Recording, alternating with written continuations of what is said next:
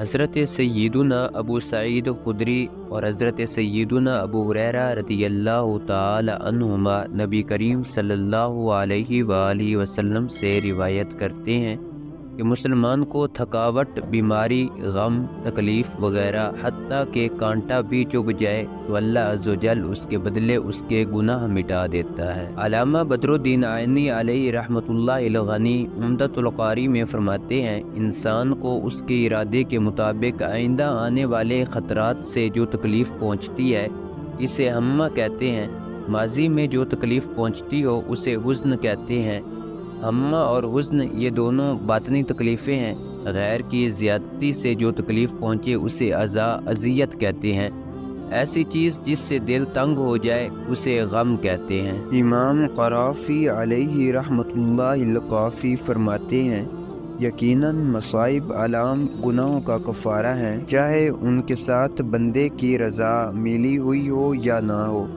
ہاں، مصائب پر راضی رہنے کی صورت میں یہ مصائب بڑے بڑے گناہوں کا کفارہ بنتے ہیں، جبکہ بغیر رضا کے کم گناہوں کا کفارہ۔ تحقیق یہ ہے کہ مصیبت جتنی بڑی ہوگی اتنے ہی بڑے گناہوں کا کفارہ ہوں گی۔ اگر بندہ مصیبت پر راضی رہے تو اس پر بھی اسی الگ اجر دیا جائے گا۔ اگر مصیبت زدہ پر کوئی گناہ نہ ہو تو اسے اس کے بدلے اتنا ثواب دے دیا جائے گا۔ مفتی احمد یار خان علیہ رحمۃ الحنان اس حدیث پاک کے تحت فرماتے ہیں کہ صابر مسلمان کی تھوڑی تکلیف بھی اس کے گناہوں کا کفارہ ہے۔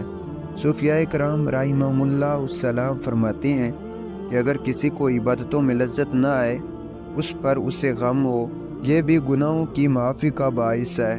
عبادات کی لذت پانے والا لذت کے لیے بھی عبادت کرتا ہے، مگر اس سے محروم شخص خالص اللہ عز و جل کے لیے عبادت کرتا ہے۔ اللہ عز و جل کا خاص کرم ہے کہ وہ اپنے بندوں کو مصائب میں مبتلا کر کے ان مصائب کو ان کے گناہوں کا کفارہ بنا دیتا ہے۔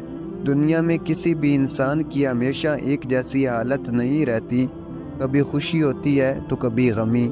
کوئی دن اس کے لیے نوید مسرت لے کر آتا ہے تو کوئی پیغام غم، کبھی اس کی ذات پر مصیبت آتی ہے تو کبھی اس کے کاروبار پر، کبھی بدن پر تو کبھی گھر بار پر۔ اس طرح انسان پر بے شمار مصیبتیں آتی ہیں، لیکن مسلمان کے لیے ان تمام معاملات میں خیر ہی خیر ہے۔ اگر اس سے کوئی مصیبت پہنچی اور وہ صبر کرے تو یہ اس کے لیے بھلائی ہے، اور خوشی ملنے پر اللہ عز و جل کا شکر کرے تو یہ بھی بھلائی ہے۔ الغرض صابر و شاکر مسلمان ہر حال میں کامیاب ہے۔